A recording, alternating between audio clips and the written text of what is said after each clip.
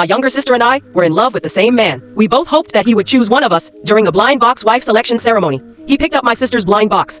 But when he opened it, my number was inside. I was so happy that I immediately threw my arms around him. What I didn't realize was that his eyes had always been on my sister. Soon, our wedding day arrived. But then, without warning, he slapped me hard across the face.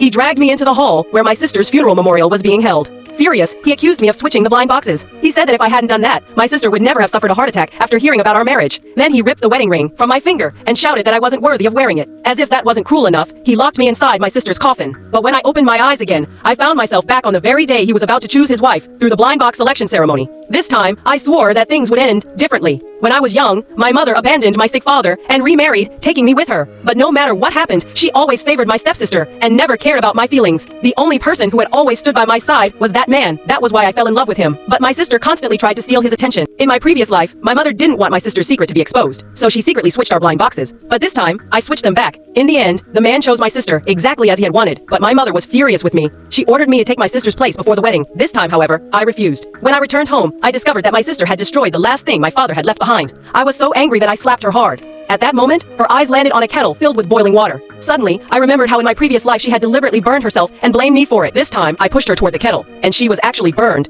The man immediately tried to help her. He asked her to remove her clothes so he could apply medicine to the burn wounds. But she instantly panicked because the secret she had been hiding was on her body. With no other choice, she lied and claimed that she wasn't burned at all. But that was only the beginning. On their wedding day, I deliberately spilled red wine all over my sister. Then, I immediately apologized. I even suggested that she and her future husband go change into another wedding outfit. Suddenly, my mother slapped me and accused me of trying to ruin my sister's wedding. My sister had already realized what I was planning. She pretended that she was going to cancel the wedding, but I calmly told her that I would apologize again after the ceremony and urged her to go change her dress immediately.